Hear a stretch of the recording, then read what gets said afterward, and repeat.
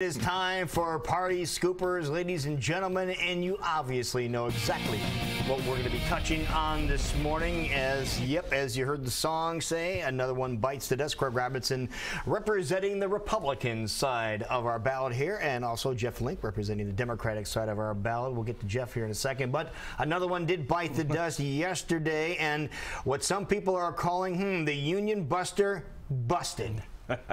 It's remarkable. You know, we spent all spring, it was like every week someone else was formally getting into the race, and now we're going the opposite direction. And these are, I mean, Walker getting out of this race, that's a big name in Iowa, especially to exit, especially this fast. I mean, his campaign lasted 70 days. That's it. Which is remarkable. Do we know how much money he spent in those 70 days? We don't know, because that's the interesting thing is that he announced after July, so he didn't have to report in the first filing period. So we don't really know his finances, and we'll know at the end of this month. And in those 70 days, what's remarkable was he was the front runner for 14 of them. Yeah.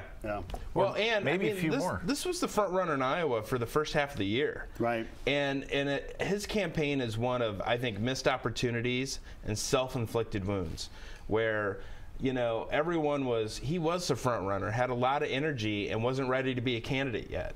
And then he spent those 6 months making small little errors along the way. Wouldn't answer questions when he was in London. I mean, he had 3 different positions on birthright citizenship over the span of 7 days. He flip-flopped on immigration, flip-flopped on ethanol. Heck, we don't even know where he stands on the ethanol issue. And this from someone who was supposed to be this principled conservative who stands tough on issues and takes the slings and arrows.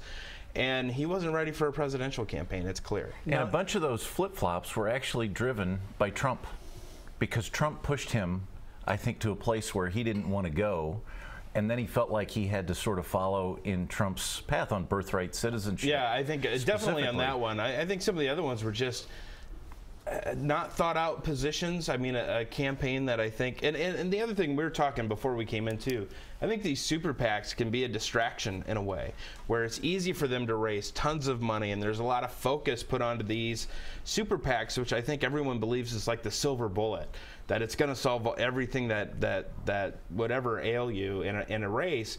And then obviously we see that not enough attention, thought, planning had gone into the actual campaign, and that's which faltered. Campaigns can't get you on or super PACs won't be able to get you on the ballot in South Carolina when you have to write a $40,000 check. You know, he said in not so many words he's going to lead by getting out of the race. I'm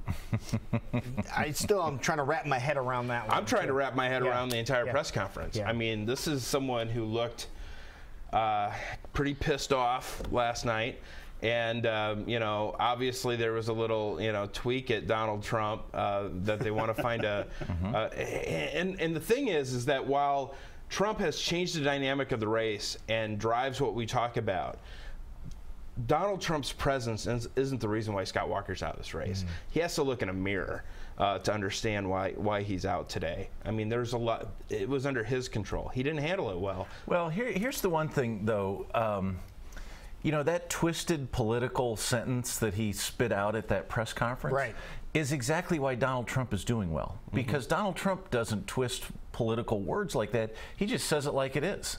And I think that's been part of his appeal, is they sound so different than the career politicians in this race that it's changed everything. It's put pressure on guys like Walker. And look, anyone who is tangled with Donald Trump has gotten in trouble. I mean, he's kind of like the little Tasmanian devil in Looney Tunes. Anything he comes into contact with, he might destroy.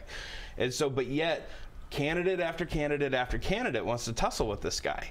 And you know, look at the debate in the 3rd hour when it was really about issues. He faded into the background. Yet, if you're going to make personal attacks and all this stuff like Bobby Jindal's done, like Walker's tried to do, that Rand Paul's done, when you do those kind of attacks, it becomes easy. Donald Trump knows how to handle that. He knows how to win a food fight in the lunchroom. It's the policy discussion that's going to trip him up, yet these candidates don't seem interested in wanting to do that that type of an attack on Donald Trump. All right, so we have one that's out of the Republican Party now. Everybody's still in. Everybody's all in. They're all in. And one of them is going to be here today. That's right. Secretary Clinton's going to be back in Des Moines. She's going to be at Moulton Elementary School this afternoon, right before she goes to the Des Moines Register for the editorial board meeting. And that'll be like a big love-in. You'll just all hug her. You know, those are not always love-ins. Really? Those are actually sometimes can be kind of contentious. Candidates have oftentimes been tripped up at these editorial board meetings in the past. The bar has kind of been raised in the last few years because they now stream all these meetings on the so website. you can watch it. Yeah. Okay. Yes, so you can watch it on the Register website. So it really does change the dynamic. It used to be you would sit in this big conference room and they would throw questions at you, and then there'd just be one little story that came out of it, and then they would make their endorsement one way or the other. But now with this, you know, with everything being live on the web, it really changes everything, because every sentence is parsed and people can attack, or you know, it becomes much higher stakes. And the big subject, I don't know exactly what she's going to talk about at the elementary school, but she's unveiling healthcare policy today, particularly addressing prescription drugs. And, you know, it's kind of a laundry list of issues. I think the one proposal that was interesting is to put a $250 cap on health insurers for out-of-pocket expenses for prescription drugs. That, you know, might have some appeal, I think, among Democrats, but we'll see how the rest of it plays out. I mean, you know, drug companies are kind of easy targets, but the fact is people really do insist on access to medicines, and they want new innovations from these drug companies. They want better drugs, and that takes money. And it does take money, and you know, it also overall lowers the cost of healthcare. So it's kind of an interesting place where she's wading into.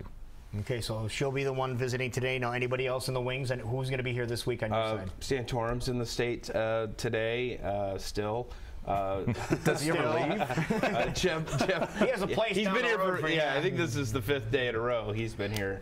Jeb Bush is in the state. He came in last night. He'll be in Cedar Rapids at noon. So it's interesting. I think that the one thing we've learned, that I always needle these candidates when they don't have a prolonged presence in Iowa.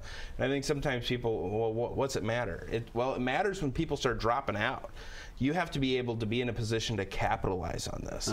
And so I think, you know, Bush is lucky, I think, to be in the state today.